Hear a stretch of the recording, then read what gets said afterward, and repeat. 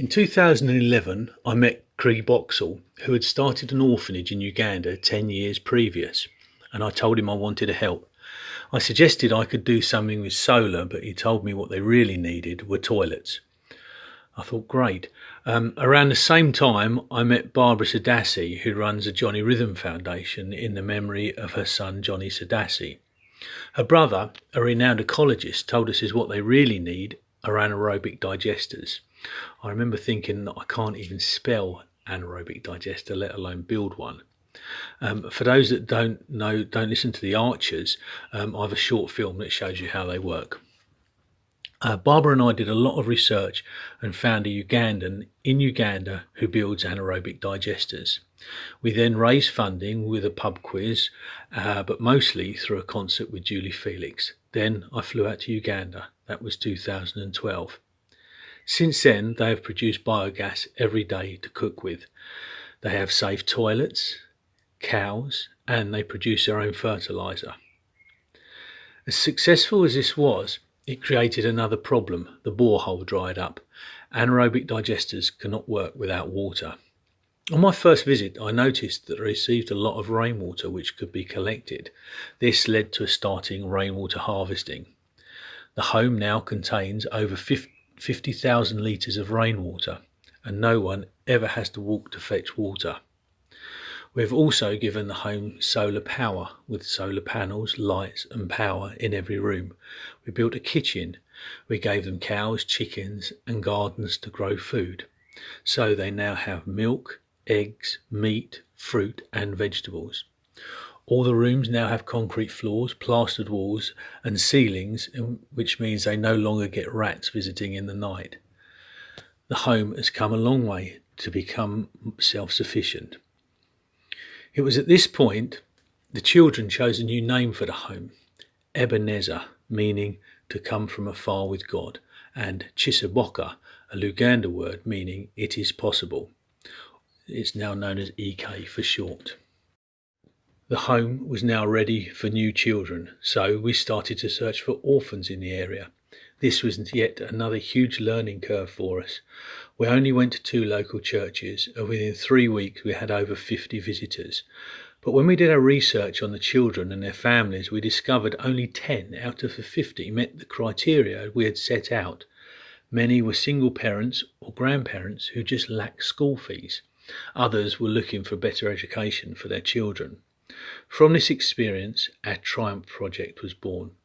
Children in our Triumph Project live with their mother, father, grandmother, etc., and we pay for their school fees. The programme's only overheads are the wages and the expenses of the programme's manager.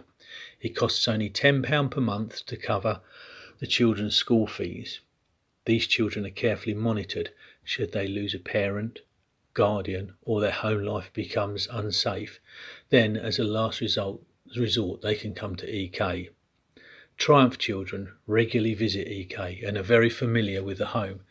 To sponsor a child at EK costs £20 per month, but this doesn't cover all of the overheads of the home like food, school fees, staff wages, medical treatment. The shortfall is covered by the Ugandan Orphanage Relief Fund, UORF, who now own the home. We continue to raise money for the development and maintenance. 3 years ago, I bought 4 acres of land which EK already grow food crops on for their own consumption, but I wanted to do something more with the land. Originally, I wanted to build a school, but when I researched it, I found out that without exception, what the people really wanted was a good health facility, so I made up my mind to build a clinic. The very next day, I went to a nearby village to buy some wood, and I saw a sign that said "Scans done here." I'd never seen anything like it in the village before. I went inside and met Henry Garvin. Garvin is one of 8 qualified sonographers working in Uganda.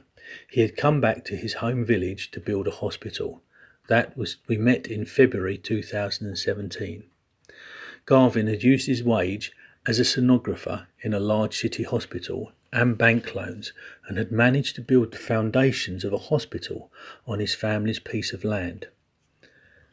At this point, I became affiliated with IMET 2000, a UK-based charity that has built hospitals and trained medical staff in some of the most difficult places in the world.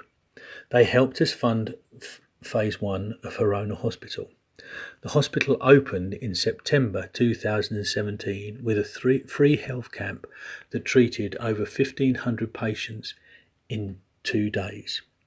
In February 2018, Professor Colin Green, the founder of IMET 2000, was a guest of honour at the official opening. Verona Hospital is the only hospital in the sub-county. Rural hospitals are rare in Uganda. They are already receiving over 600 patients per month. Consultation with a doctor is free. Staying in a hospital bed is free. Malaria treatment is free. On April 27, 2018, we saw the opening of the Verona government-funded HIV care programme with the Makerere University Walter Reed project. The programme offers free HIV testing, free counselling and free treatment, ARVs. The hospital also has the only dental practice in the area, the only full blood count machine in the area, and the only mini theatre. Scans are only £3, and it has the only neonatal postnatal clinic in the area, which is now the proud owner of an incubator, which are quite rare in Uganda. There is still a lot to do. We need to build phase 2 of Verona Hospital, which will give the area its first full operating theatre and X-ray department, eye clinic and more beds. We need an ambulance, and I still want to build a clinic on my land and have a training facility for nurses. The clinic will work hand in hand with Verona. There are many ways people can help and get involved, like knitting baby clothes so that every newborn baby goes home from the hospital with clothes, sponsoring a child in the Triumph programme, sponsoring the EK. We need help with fundraising and running the charity. We need help buying equipment for Verona Hospital and for the maintenance of Ebenezer. And for those who are really adventurous, how about coming to Uganda, visiting Verona Hospital, spending time with the children and even taking in a safari? Thank you very much for listening, and please, any questions?